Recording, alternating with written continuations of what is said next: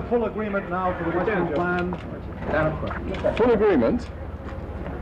I think that's going a little far. You've got to extend democracy right down through society, and that's why this issue about democracy in the Labour Party is important. If you can't get a democracy right in your own party, you're not going to get it right in the country. I wouldn't jump to any premature conclusions either today, tomorrow. Let the dust settle for a while. Foreign Secretary. Hello and welcome back to UnHerd. As you know, the people we are most interested in here, as the name implies, are people who dare to think for themselves. They want to think beyond their political tribe, their party, their family, and actually make independent decisions, come to their own views. Well, there aren't very many such people, as we know, but we really have found one for you today. His name is David Owen, Lord Owen, and he is a colossal figure in British politics over the past 4 decades. In fact, he was an MP back in 1966. He went all the way to a very famous moment in the 80s, 1981, where having been the youngest foreign secretary for that century, age 37, he decided to break with the Labour Party, where he was a successful minister, and start his own party. It was this thing called the Limehouse Declaration, based from his house in Limehouse, where he still lives all these years later. They started a new political party called the SDP, the Social Democratic Party. It was a whole new combination of right and left. He felt the Labour Party had gone too far left, but he didn't think the Tories under Margaret Thatcher were the answer. He's the kind of perfect person to try and see if there is a third way, if there is an alternative that we've been missing. His history through all those decades has been fascinating. He's always been outspoken. He's always had strong views. And last month, he retired from the House of Lords, where he had been a parliamentarian for an additional 32 years. So really, his career straddles the whole interesting part of post-war history here in the UK. It's a huge privilege. He's come to the UnHerd Club. We have a packed house tonight, and we have the ability to ask him anything we want. I'm hoping that we're going to look a bit across the decades and get a bit of a history of ideas, what he now thinks about the world looking back, but also, no doubt, as always, we'll get questions from the audience. Enjoy. So I want to take you back, if I may, to 1981. And let's start there, because that was the beginning of this part of the story. That's where you turned your back on the Labour Party. What were you trying to do? What was the missing politics that you were trying to bring into being back then, and why was neither Labour nor the Conservatives getting anywhere close to it? Well, I think if you look back at the Limehouse Declaration, the party was going to fail. I didn't think so, and I didn't hope so. But we did some market research. But really what happened was the Gang of Three was the headline in The Guardian, and it was Shirley, Bill Rogers, and myself. By the time it came the Gang of Four, it had Roy Jenkins. And once we had Roy Jenkins, he was hell-bent on a merger with the Liberals. The one thing the market research, I'm sure Roy never read a market research in his life, but the one thing the market research told us is you must be one new party and never shift from it. This is your prime selling point, that you are new. You have no past history to drag you down, no past history to indicate where you're going to go. And I think it was an absolutely fatal mistake. And we ought to have launched as a Gang of Three. And Roy should have joined the Liberals and been its leader, which David Steele would have been quite happy for it to happen. He was a Liberal, and that would have given the Liberal Party a boost, and we would have been a really genuinely new party, and that would have had its boost, and we would have broken through. And what was that original SDP before, while it was still the Gang of Three? What was the politics that you were trying to describe? I mean, how did it differ from the left and the right?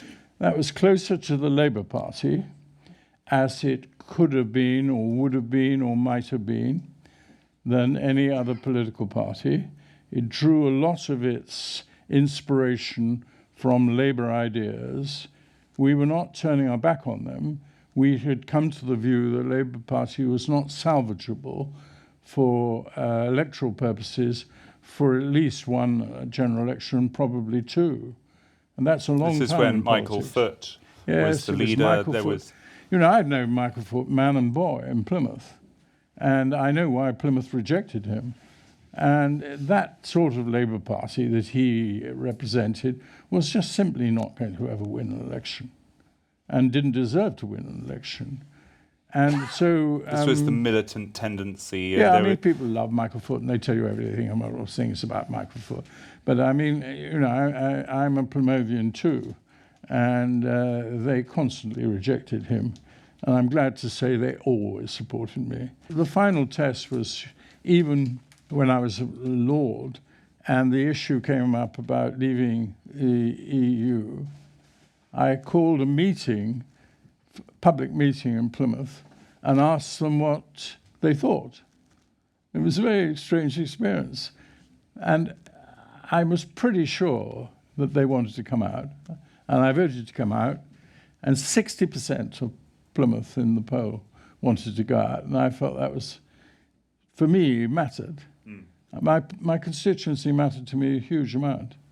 Yeah, I want to talk about Europe, that your sort of evolving thoughts on that have been fascinating. But just to get this idea clear, it was the far left, basically, that you were rejecting in the Labour Party. So you wanted a more, how would we describe it, social democratic, a kind of European style I could centre-left? imagine no circumstances that I could have fought on a Labour seat in Plymouth in the coming election. And I knew what I would do. I would leave politics, and I love medicine, and I would have gone back to medicine, and I could have done it. That was probably the last time I could have ever gone back to medicine. You know, there comes a time when you've been away too far. But no, it was a crucial point in my life, and I think Shirley, Bill, and I believed that any party led by Michael Foot was not something we could persuade any electorate that we would want to represent that was viable. And we couldn't change it. That was the other thing. The Labour Party structure, I mean, Tony Benn had done a good job. He made it all locked in. So this absurd, the longest suicide note in history was the Labour manifesto. And I could never have fought on it. And you know, I don't have to stay in politics. I mean, if you can't support a manifesto, you better get out, it seems to me, or you create a new party. Now, if we had stayed and launched as a Gang of Three, it would have stayed a social democratic party. It would have had a relationship, perhaps, with the Liberals, who knows? But we wouldn't have formed one until we'd established ourselves, and we may well have fought them in different seats. But once we had Roy Jenkins in this position, we were finished. We were set for a merger. Well, that was not what people were going to break their heart for, fight for, really. And a new party they were prepared to fight for. And it was a tragedy. We couldn't tell them that your party, which was what we thought we were going to launch, is not there already. So you described it as a social democratic party. What does that mean? If you've never heard that phrase, what does that mean? Very common phrase in the continent. So Helmut Schmidt was a social democrat. And that was the title in Germany. In my view, one of the most admirable figures in post-war politics. A man who was prepared to tell the Germans that they had to have a defense force. A man who understood that defense was a serious part of left-wing politics. And, I had my arguments with Helmut, but I think he was a fine man. And I think that if it had a model, it was the German Social Democratic Party. Willy Brandt beforehand, Helmut Schmidt, and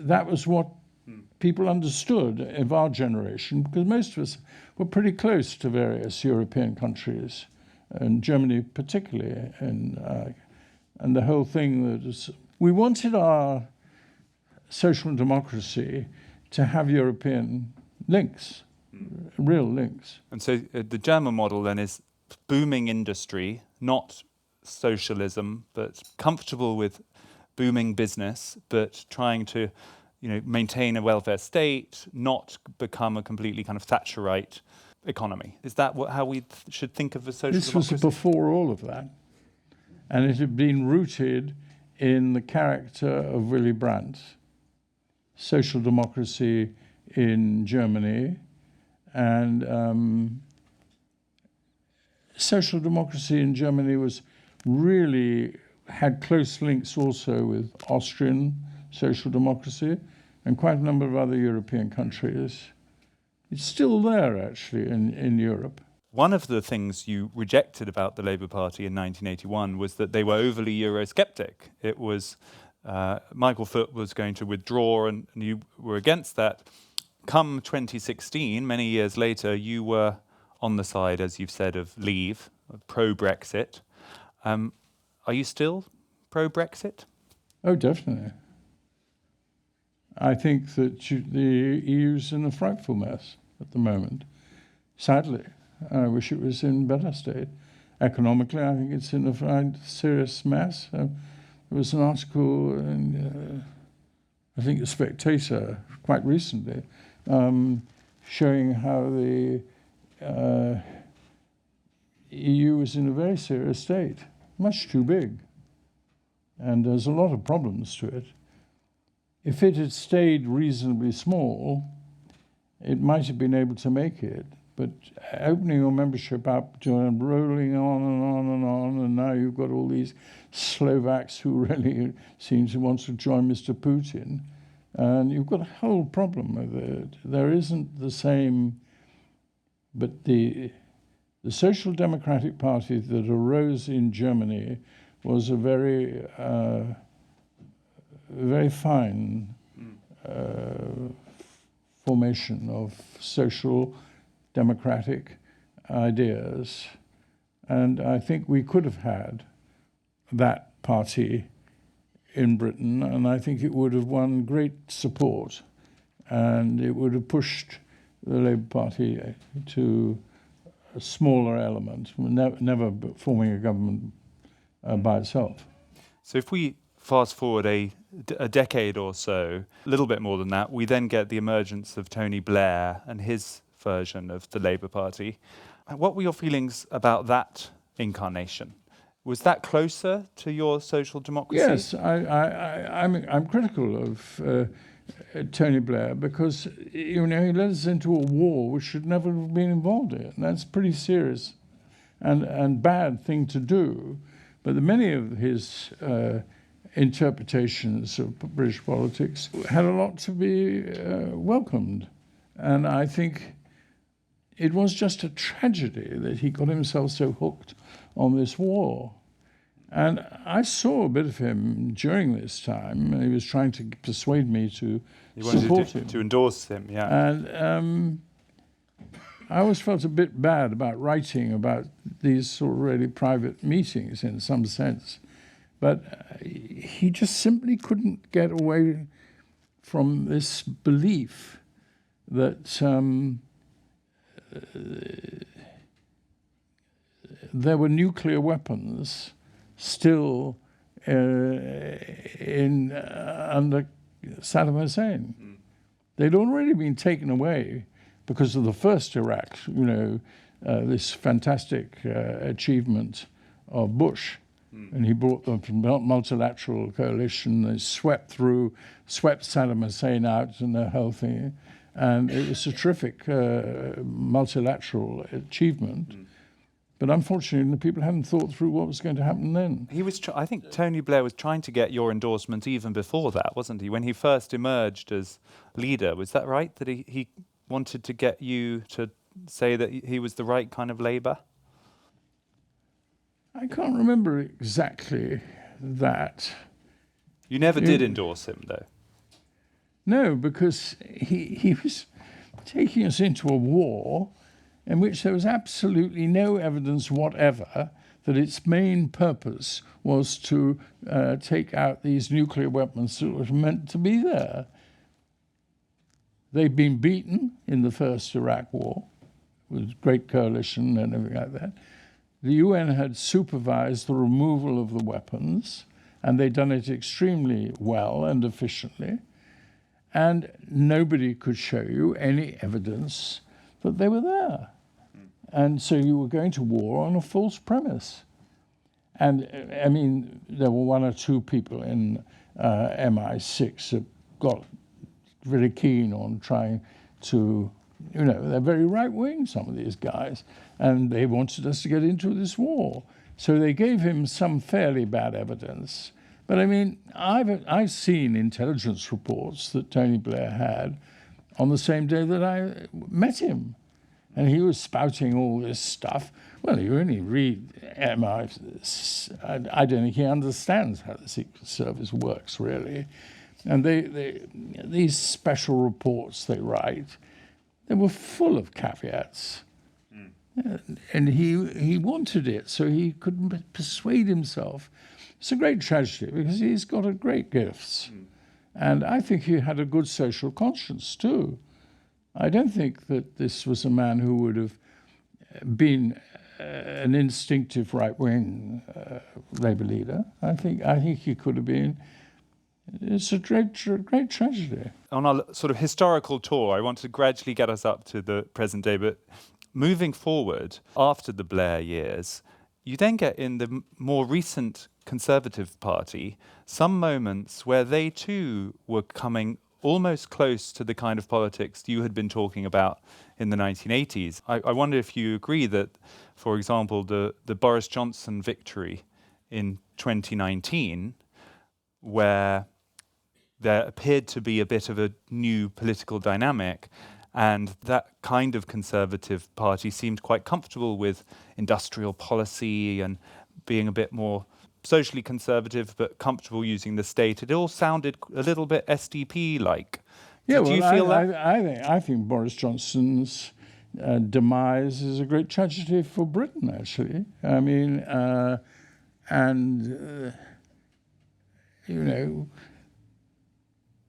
Were you excited by his victory in 2019? Did you feel hopeful that a new thing might emerge from that? Well, I thought we should come out of the European community. I believe that he would been, if he'd been able to be Prime Minister, I mean, this outrageous behavior of Gove, for instance, and yet Boris knew that if he did this, shafted him that day, he knew he shouldn't fight on. And remember him telling his people that this happened and he wouldn't go. I think that Boris is a very complicated figure, but I think he could have made a real contribution to our country, and he's never been able to do it. It's in his character, I suppose, but maybe getting COVID as Prime Minister was a big step. He was making some mistakes, but he was shafted by Sunak. And Ultimately. Yes. Well, even then, I think he more or less led them. Where's he now? Why did he call a general election? Why did he call a general election?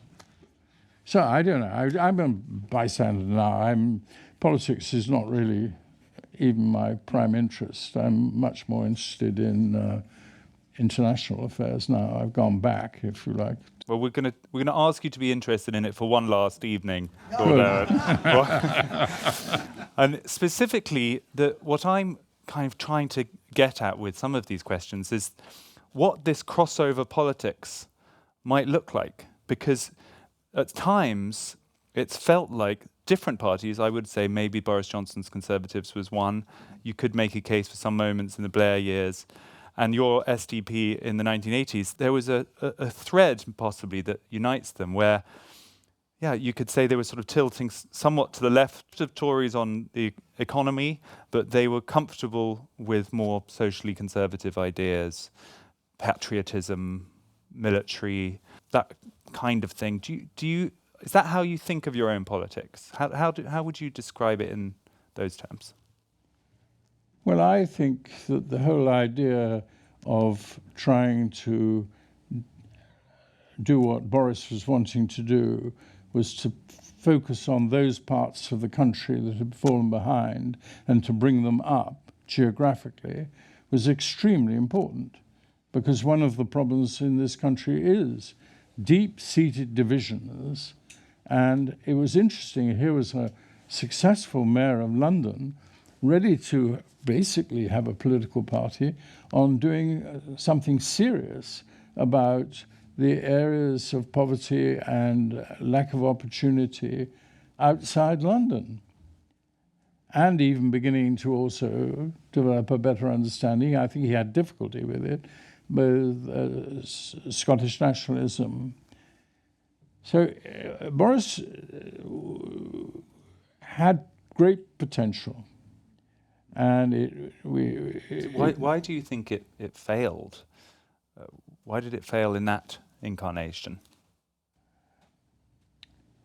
Well, he was obviously not doing very well as Prime Minister. They were making mistakes and people getting upset. And Sunak was, if Sunak came in second choice, so to speak, as Chancellor of the Exchequer, I think if the man earlier, his name escapes me, the Tory who was initially the Chancellor. Sajid Javid? Yes.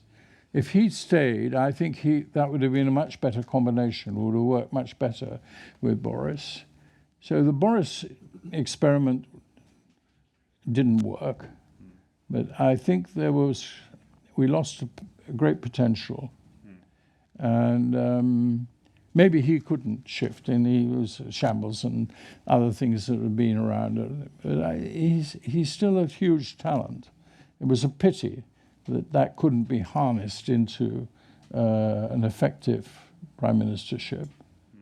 And I think this sort of picture you have of him, you know, in number 10, and nobody really looking after him.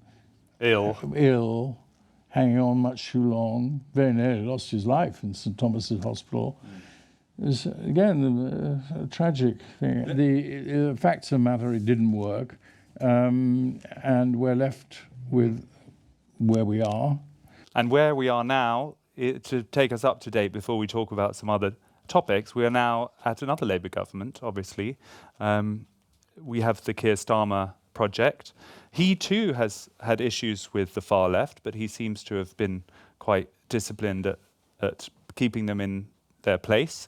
Do you feel excited by or encouraged by what Keir Starmer's up to? Well, I think you cannot judge it yet. I mean, it's got a huge majority.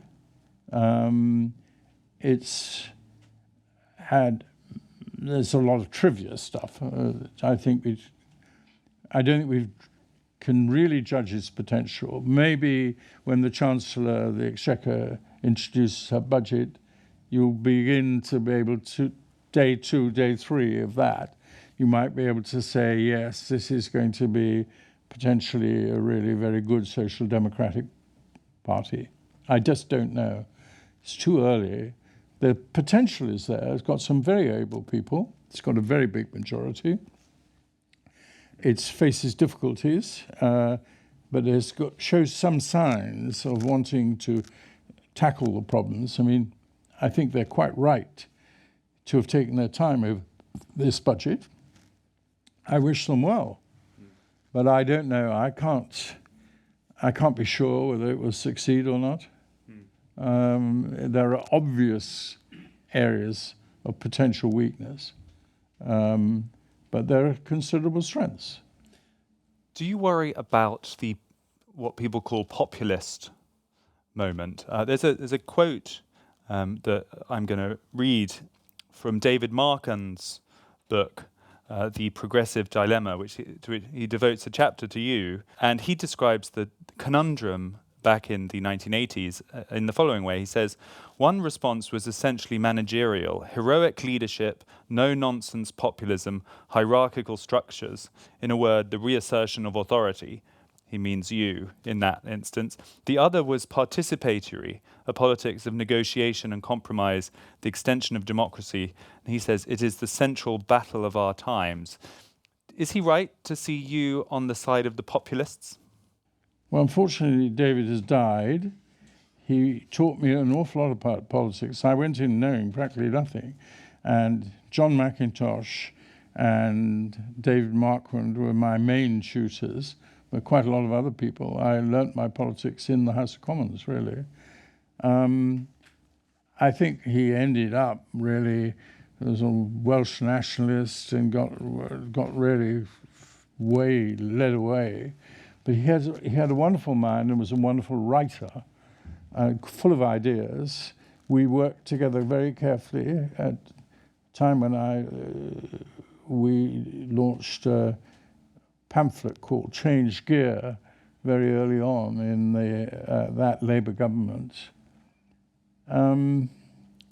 Is he right to think of you as a populist?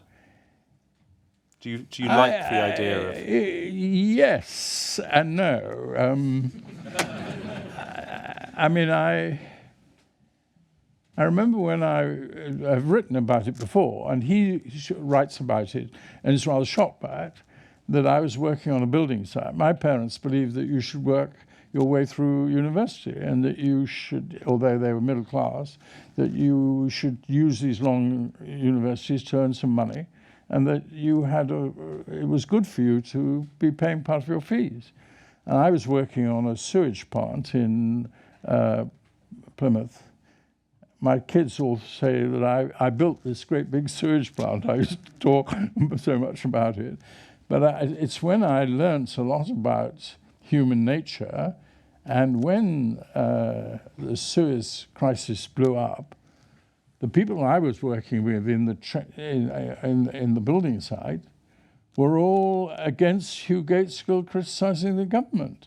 And they wanted us to stand up and fight and deal with the jippos, and all those things were going on. And it was my first indication. I thought they would be naturally in favour of Labour and Gaitskell and wanting to get in peace negotiation and ceasefires. Not a bit of it. They wanted to go straight through and hit them. And it made me think, and it changed my view about a lot of beliefs about the working class and all this thing. And you realise that it was much more complicated than that. And I liked that complication.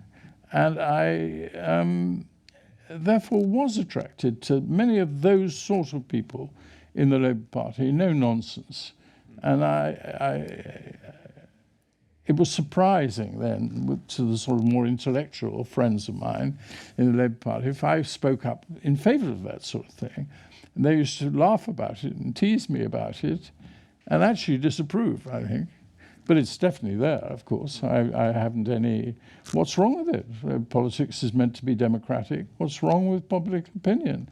And if you fight public opinion when it's wrong, but broadly speaking, I think the electorate have got all the elections in my life right, including kicking me out. Never in my constituency. I'm very proud of that. I'm the longest serving member of Parliament in Plymouth's history, just beating Nancy Astor by a short head. What you're saying then is that it's the kind of metropolitan, it's the sort of lofty liberal view that loses touch with what people really want. It's amazing that you were thinking that in 1956. You're very suspicious of London. Right. Yes, members' clubs in Westminster is where it absolutely goes wrong. It's kind of amazing that still feels like the tension, doesn't it? Throughout the Brexit years and now with what's happening in America and all around the world, there is that same tension between the kind of thinking you're describing there in your sewage plant, which is a bit more common sense, gruff, less interested in the niceties of political correctness, which is associated with working class. And then there's the polite society view. We haven't really solved that still. It feels like those two things are still hitting up against each other. Yes, but I've spent over 3 years in the Balkans. That wasn't a pleasant job. And when Vance retired, when the Vance-Owen Peace Plan was rejected basically by the Americans because they didn't want to do anything Clinton, and I was about to resign, and I thought, I've resigned too often. It's about time I buckled down and accepted it and fought on.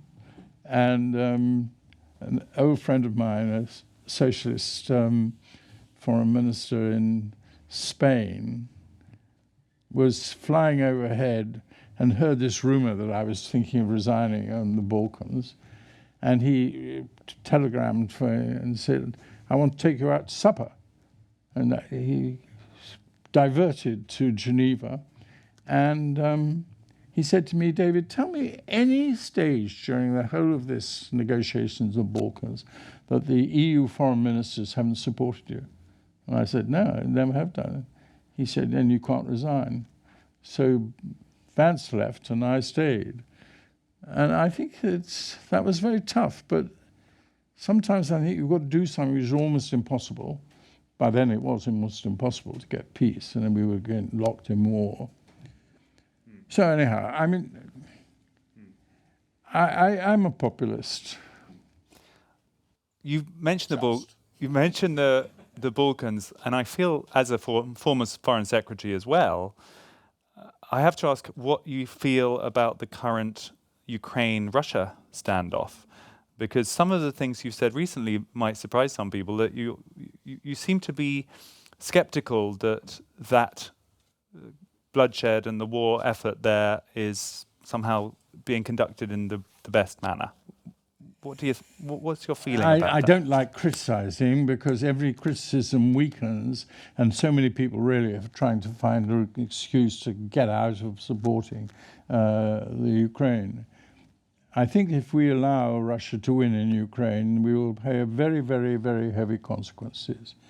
But wars are usually brought to an end by negotiation.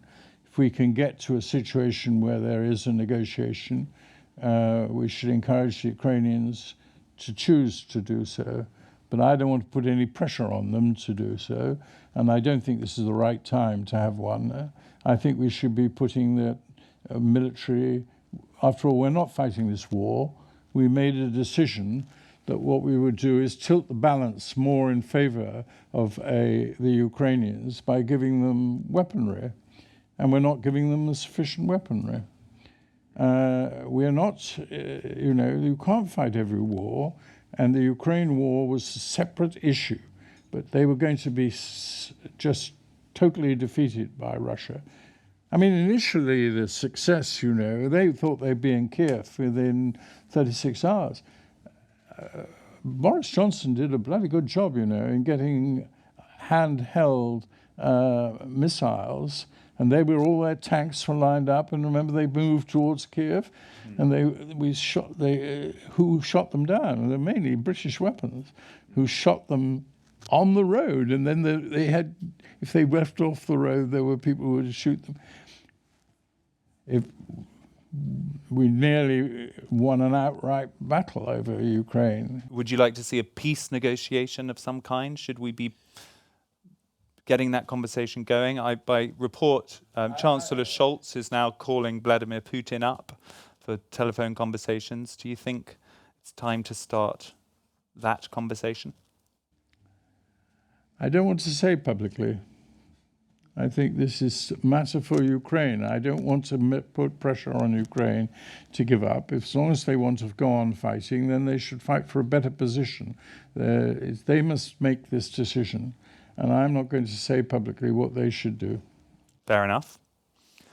What do you think Britain's role in all of this should be? Because that's another thing where there's such confusion, and there was in the 1980s, 90s, and since, about whether we should hope to be a big international power that is involving itself in great power struggles around the world, or whether we should somehow accept that we are a second-order power and focus on domestic matters and sort of give up the grand global role. Where do you stand on that? I thought the foreign policy of the last government was pretty good. And I thought that our main effort was as part of NATO. And that was, after all, the action in the Ukraine was NATO decision to support them with weaponry. I don't think we have supported them sufficiently strongly with weaponry. And I don't therefore want them to get into this war and fight it. That's not the right way. Is to make the initial policy correct, which was to give them weapons and to make weapons for them. And all what we've done is we've given them weapons, and we now find that we haven't got enough to be able to fight a war ourselves. Scandalous policy. The last government was a disaster, absolute disaster on this issue, and I think that probably many others too. But no, I think that it's very difficult dealing with Russia at the moment, but to check them is very, very important. So a defeat in Ukraine would be very, very bad. One thing that's different, it feels like now, to the story you told about Suez in 1956, is that the so-called populist politicians, I'm thinking perhaps Nigel Farage here in the UK, or Marine Le Pen in France, or even some people close to Donald Trump in the US, the populists are less keen on the wars, but you on quote the to me international. what I would call unhealthy populism. I'm not in favour of the populists, the dictators type politics, and the absurd populist figures. You ask me, am I a populist in British politics? That's a hell of a difference, if I might say so. So I shouldn't have conceded even that to you, but I'm feeling generous. Good, anyhow, who cares? But I mean, basically, what is populism and democracy? I mean, are you a Democrat is the bigger question. Are you really going to listen to what the people are telling you? Are you going to reflect it in your politics? There's nothing wrong with that. Nothing wrong with that at all. The whole problem with the Labour Party going left was they were completely deserting what the public wanted. The people in the working class have never had any doubt about where you stand on things like freedom and readiness to fight and hold your ground in this country. They've never been a problem. It's been the airy-fairy liberals and wafting around that are the problem. But a lot of those people, most recently in the general election here, voted for Nigel Farage, a decent minority, a chunk of those kinds of voters you're talking about, voted reform. What do you make of them, and what do you make of him? Well, this last election is hugely difficult to understand, if I might say so, and I don't spend a lot of time doing it, I'm afraid. I've got better things to do. I mean, I don't know how it will all pan out.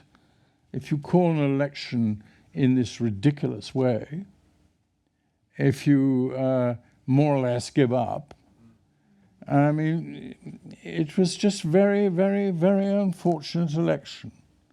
Now, it has given us a good Labour Party with a strong majority. That's one of its advantages. And let's see what they make of it. And you won't be drawn on Farage and reform and what you make of them? No interest in them? Piffle. Piffle. Not serious. You don't think they're serious? No. I mean, we've got a government that can be a serious government.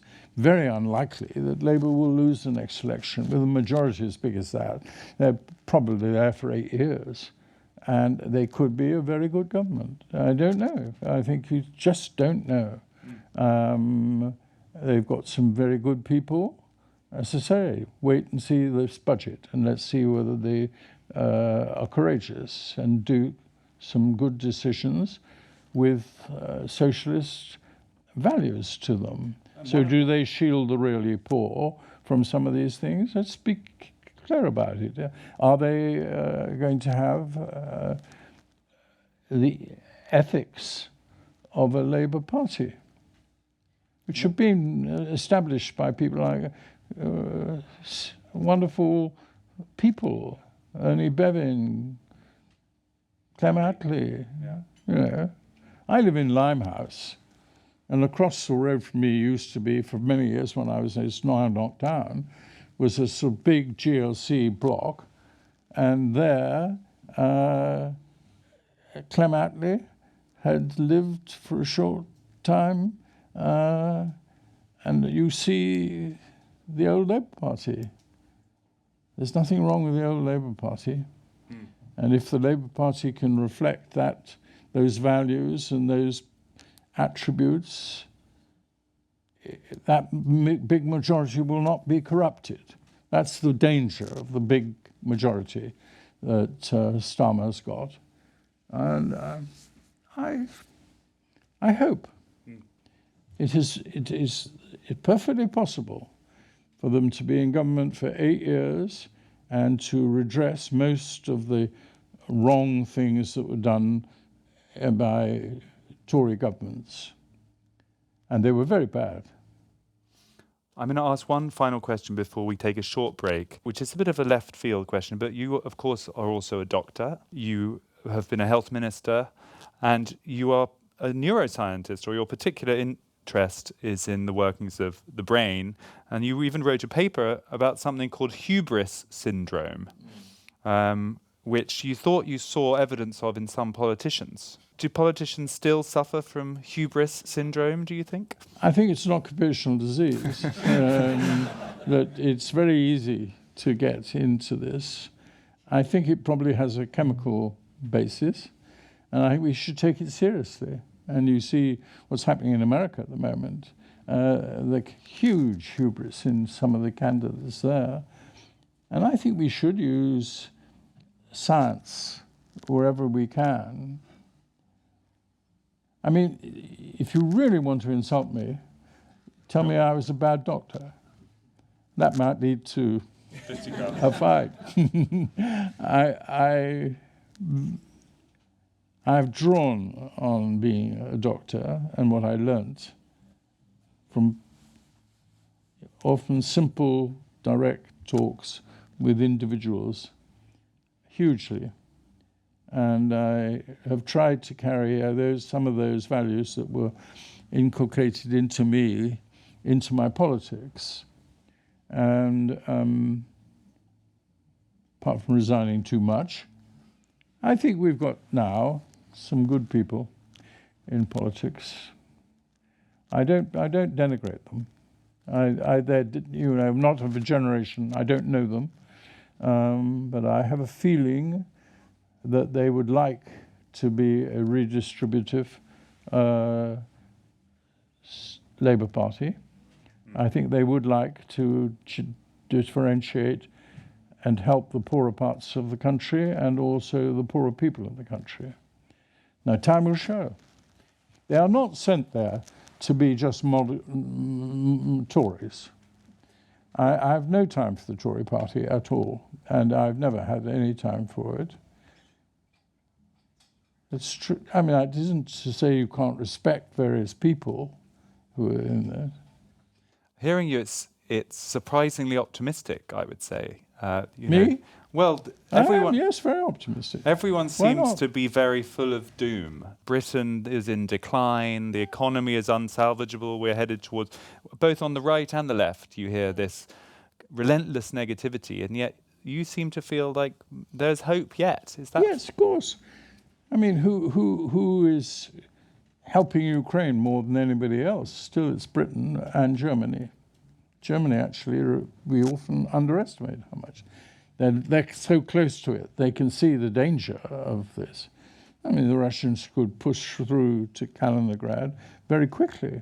Our defense forces are very poor, very weak. They've got to be strengthened. Now, this government is going to have to increase defense spending. And there's no question about this. They're frothing around about it at the moment, but they are going to have to do it. And it's largely because we have neglected defence in a quite deplorable way under Tory governments. And it will not be the first time a Labour Party has had to come and rescue a serious defence. They were serious people, who built NATO, Ernie Bevin to a great extent. So I think Labour's just got to be competent, but remember that they are have an ethical basis to what being Labour is. And one of it is to redistribute wealth and power. This is now the opportunity to ask your own questions. I was going to abuse the chair and ask one thing, which is that, just to be a bit newsy, today this government gave away an island that the UK owns, called the Chagos Islands. And there's been lots of chatter about it. Lots of people seem to be very outraged that we are surrendering territory, and it's a symptom of British decline. And it's what's the view of former Foreign Secretary David Owen? Should we have given away Chagos? They have done it by agreement. It was always going to be very difficult, this issue. A number of governments have ducked it.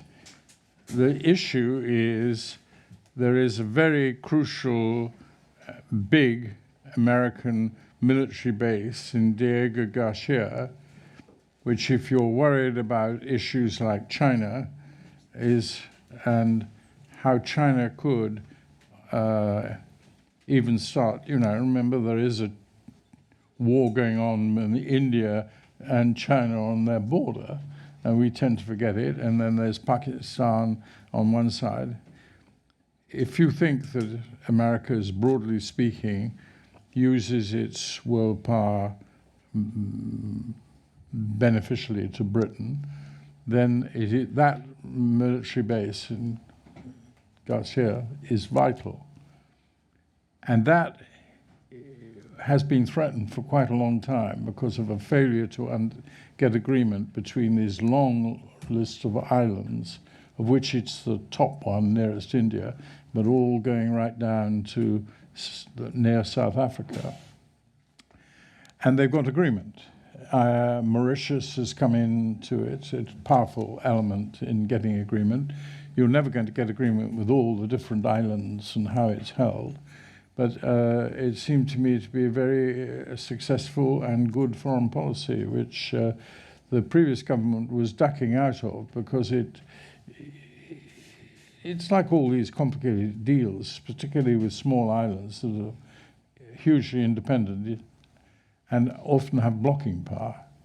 So I think the Foreign Office and the government have done well over this. Could I ask how far, especially when it came to forming the Gang of Three and starting the SDP, were you influenced by what happened with Dick Taverne in the early 70s?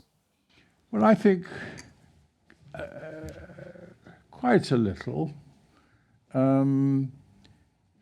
He was liked by a lot of us. He was a friend. I didn't personally know him very well. He was not actually a friend of mine. And I thought some of his problems with his constituency could have been dealt with a little bit better. And there are Labour members who have constituencies they don't look after enough. And I'm not wildly keen, as you would have from what I've said about Plymouth, of becoming a nation of carpetbaggers, and that people have no relationship to their constituency. I don't think it's absolute. Of course, you should bring in talent and everything like that. But I think the Labour Party went through a long period where it put people into Labour constituencies to which they had absolutely no ties with whatever and didn't look after them well enough. And I don't think Dick did actually look after his own constituency well enough, and some of those problems that came to him. But some were not, and were undoubtedly left-wing factions within it. But I don't think myself that I would trace a direct line between Dick Taverne and the creation of the SDP. I think people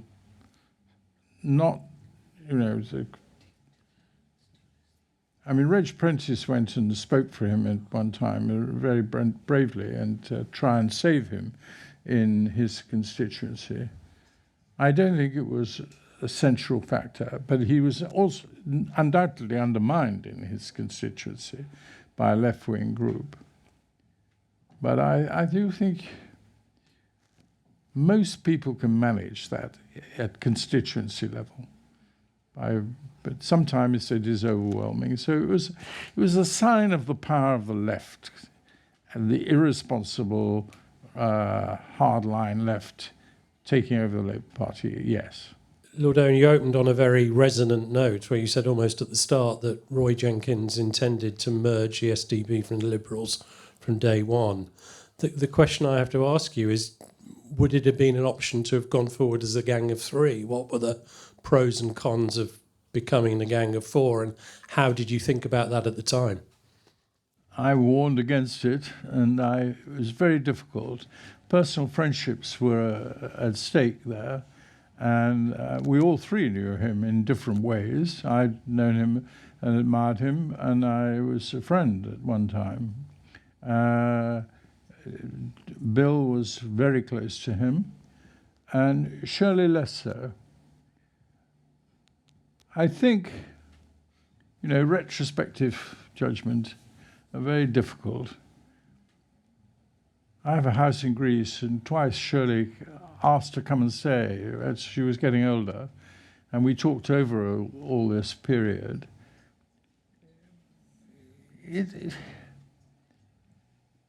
I think she agrees that that's what we should have done. But I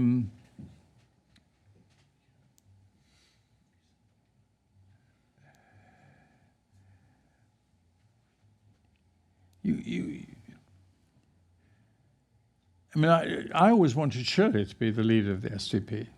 I didn't want to. I'd allowed people to put myself forward. I did not believe I should do it. I hadn't the skills at that particular time, and maybe never had them.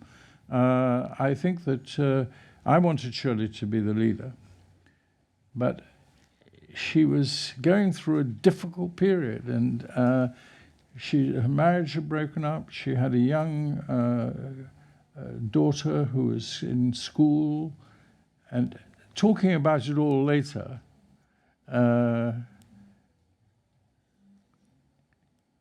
made me realize that I should have understood that she was much more isolated and lonely, actually, during that time. And so I think she never stood to be the leader. And I wanted her to be the leader, and she accepted this sort of Jenkins package that he'd be the leader and she'd be the president of the party, and the president of the party would be equal to the leader. That's never the way it works. And she had so much talent, and she was so essential to pulling Labour women who were totally disenchanted with the Labour Party in the Northeast. Shirley had an appeal. I think I could have buttressed her and worked for her. She was my candidate to lead the SDP. She was exactly what we needed, but it just wasn't right for her personally and emotionally and everything like that. And I think I really kicked myself that I didn't give her enough human support. I had her to home and get my wife Roy Jenkins would have accepted her as leader. If you'd have persuaded her to be the leader, would Roy Jenkins have accepted her in that role? Well, there were a lot of stories going around that Shirley was never catch any train, and there was things like that. There was weaknesses, but I could have dealt with all that. I would have helped her over all those sort of problems. But what she had was huge, huge empathy, and almost love and affection for people in the Labour Party. And she was much more emotional about the Labour Party than I was, and it was going to be difficult for her to leave, but when she left, if she'd left in good things, she would have carried a lot more. We would have been much more identifiable in a lot of people's minds with the best attributes of the Labour Party if Shirley had been our leader. And then we needed that. And only she could do that. Bill had really deep links with the Labour Party and everything like that. but he never quite worked well with Shirley. I think he was in love with her, I'm told, when they were at Oxford, and it didn't work out. So I don't know. I mean, Bill was a very good person, and actually the sort of person we needed too. I was probably the one that they needed least, to be truthful, in a breakaway. They brought important elements. We had to take a large portion of the Labour Party with us, otherwise it wouldn't work. This was not a brand new party in some respects. It was a return to what was all that was best in the Labour Party. And Shirley was pretty crucial, really. That's the way of the world. So I asked the question as someone who stood for the alliance in '87, and then I was appalled by the demerger, and left both parties. And the reason I was so upset by it is I at the time I didn't think that the policy differences were big enough to have demerged, and it seemed to me more about personality, and it felt to me that you could have made so much more difference if you'd stayed together, and just forced those two streams together and stood firm. So, do you have any regrets about or do you ever look back and think, yes, you know what, we could have kept this thing together, overcome the personality differences, and made it happen? It's a very hard question.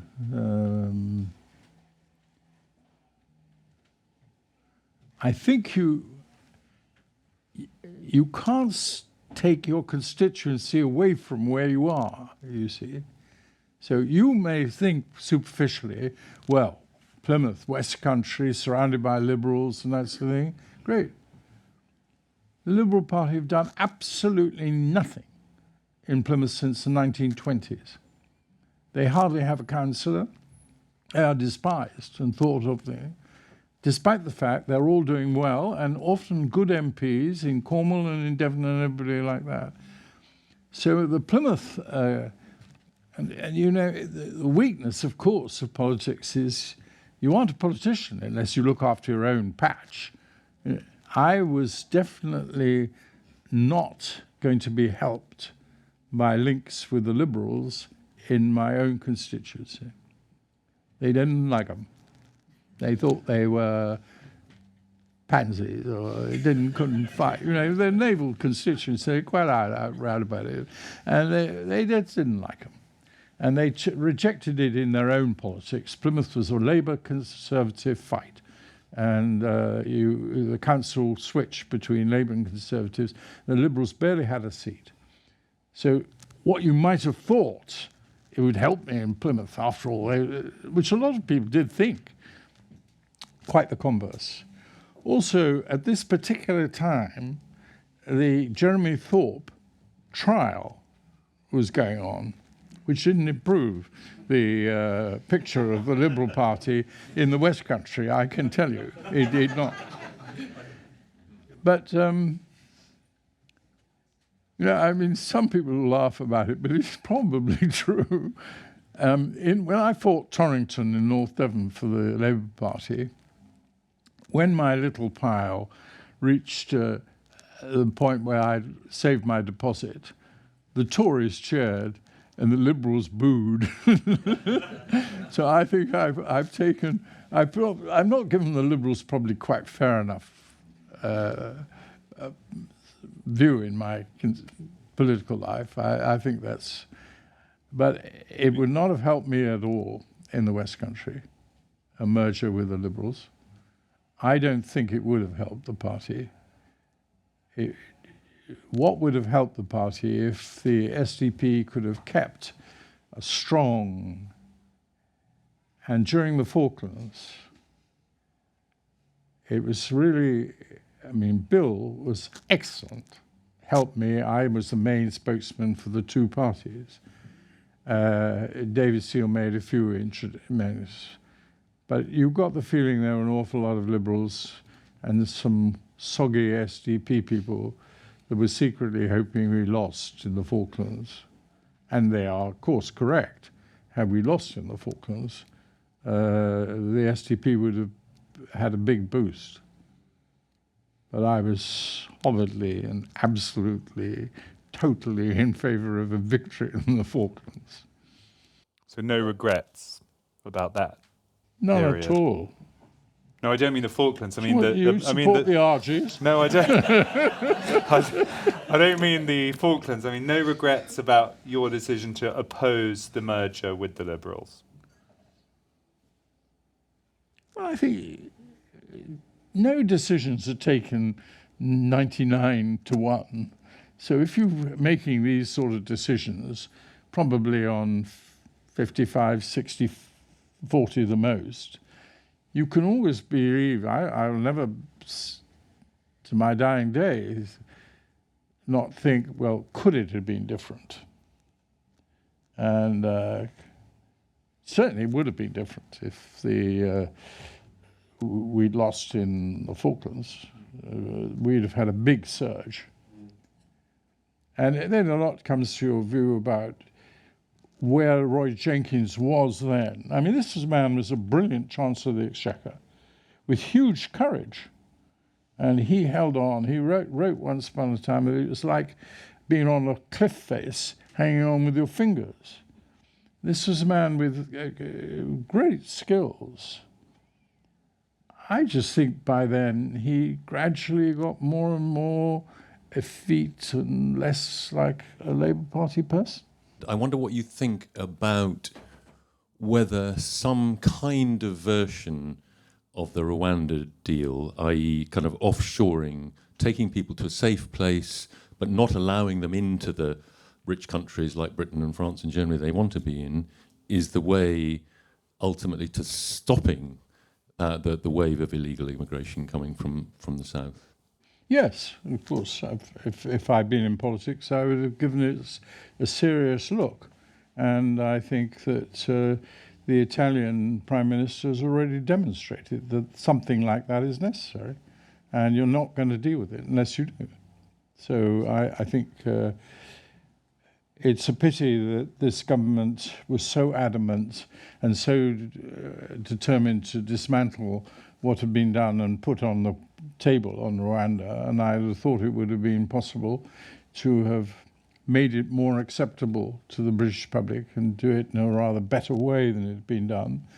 And I think even now, if you watch what's happening with the Italian woman Prime Minister, Meloni, she's extremely good. And of course it's easier for her. She's got Albania, which is quite close. And she is effectively doing the same, many of the same things as underlay a Rwanda policy. And I don't think there's any doubt about it. Economic migration is a fact of life, and it's getting worse. And because we are not doing enough in aid programs and other things, more and more African states are becoming destabilized and are going to be providing many more refugees. And that, we know, is in the pipeline, and nothing is going to stop it.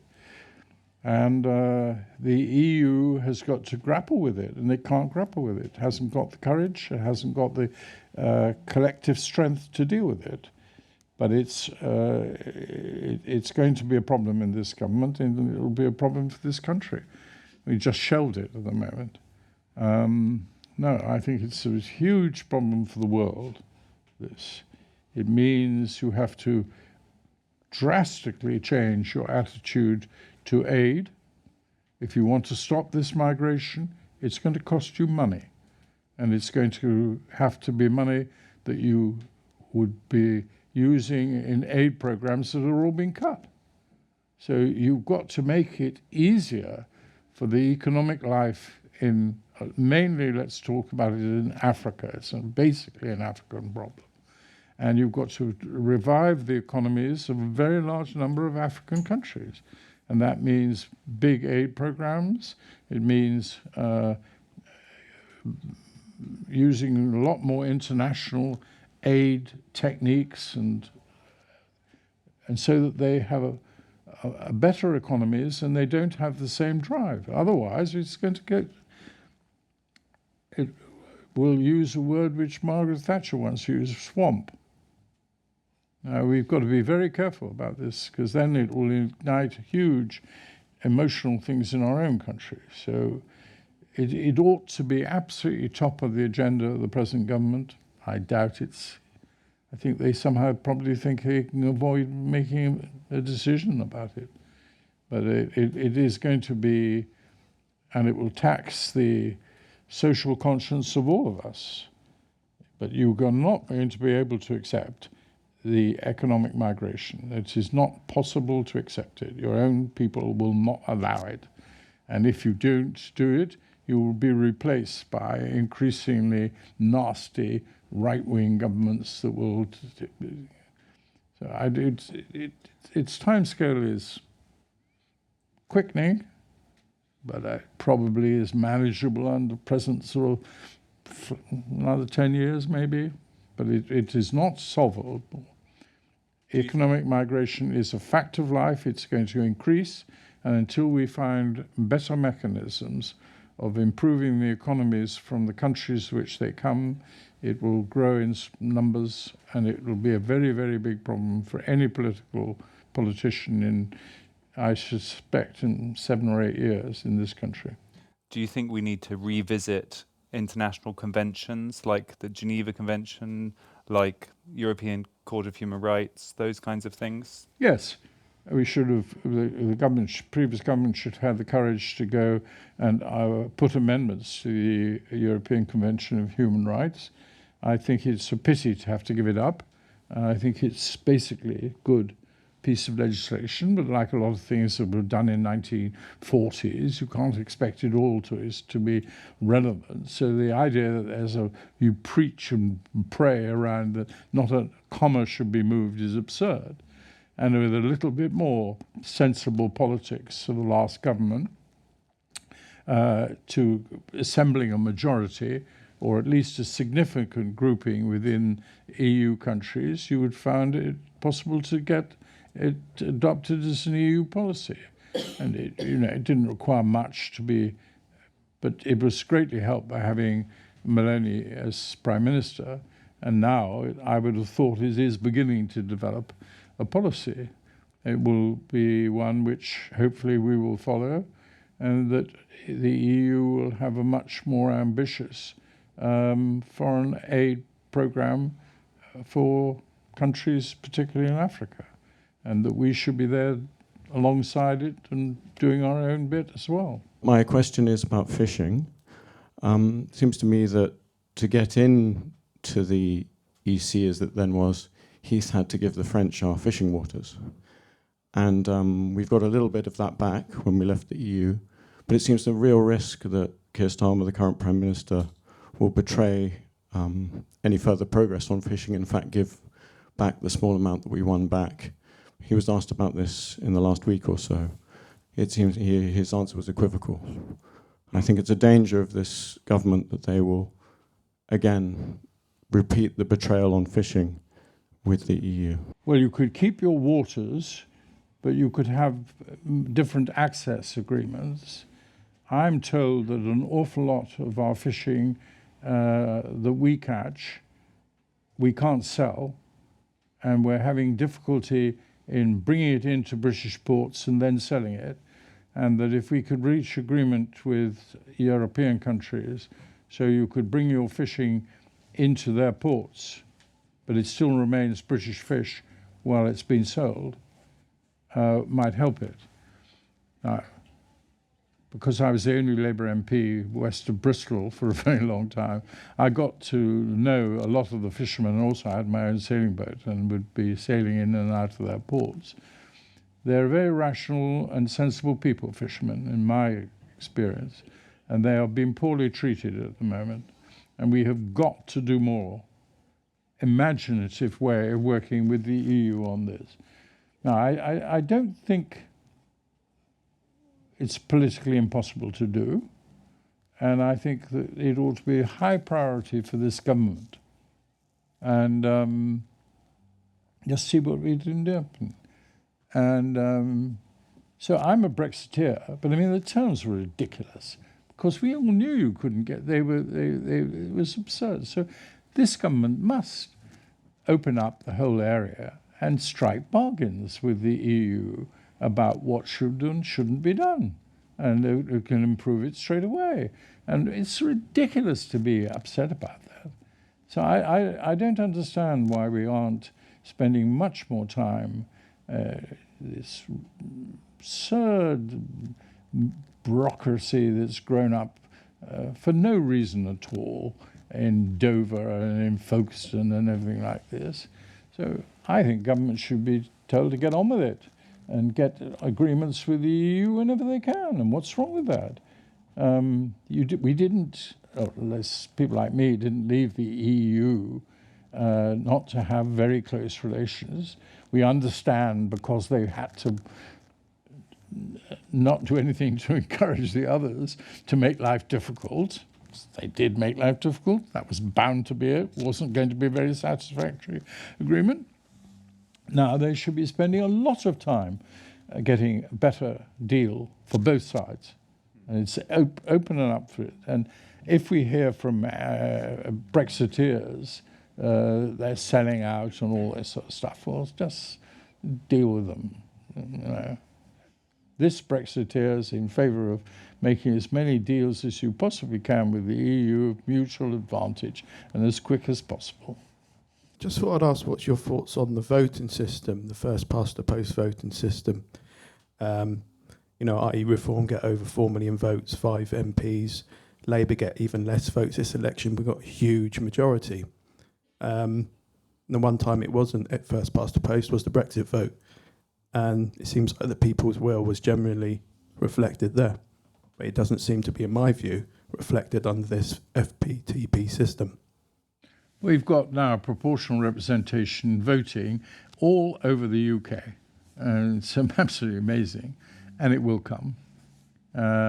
Exactly what system is done, I don't know. But there's absolutely no doubt in my mind that this voting system is totally distortive and needs to be changed. Exactly what system you get, I don't know. It's not a panacea, won't solve all your problems, but it's coming. It's there in Ireland, it's there in Scotland, it's coming in everything. One time in London there was flirting with it, and you're getting now, thank goodness, some powerful local government politicians, and they will lead the way. And I believe it will come, and it can't come soon enough. It's a distorted voting system, and it leads to bad government and a better balance. And look at the results of this last election. I mean, it's absolutely farcical, and it has an inherent lot of problems. I mean, it's very big Labour majority and all these other different things.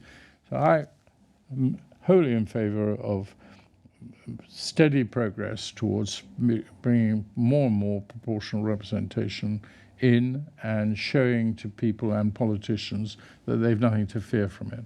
I just wondered if you had any comment or thoughts on the current incarnation of the SDP and whether there's space for it to have prospects, if you see a way forward for them, and William Cleaston and his efforts. Well, I'm the man who forced the SDP to end. It nearly broke my marriage. In fact, my wife is in this audience, and she'll tell you that she's the continuing member of the SDP. And one of the things undoubtedly the SDP did was bring women into politics. It was one of our permanent achievements. There's no doubt about that. However, losing to the monster raving loony party was the final straw that allowed even the most passionate to realize that we had to give it up. It was the most painful thing in my life to do. And I just knew I had to do it. And what do you think of the current incarnation of the SDP with William Cleaston as leader? Well, I think he's a splendid man, and he came and sat around the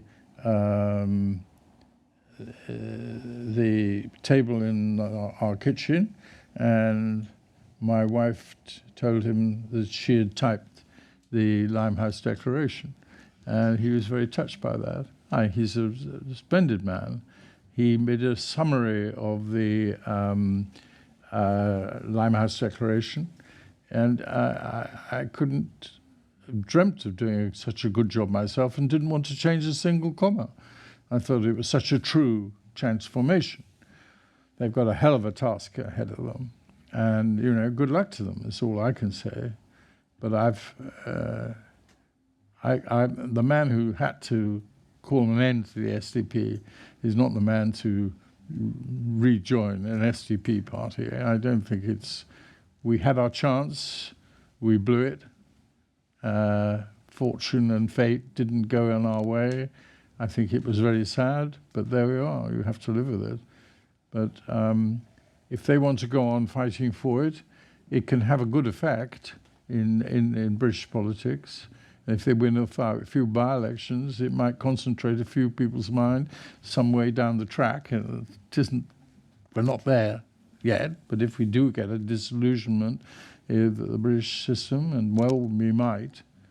I don't know how much does rest on Starmer's shoulders, how he conducts the Labour Party during the next few years. It isn't a short time that he's got to start to understand that this was a freak result of the most extraordinary politics that had been allowed to take place. And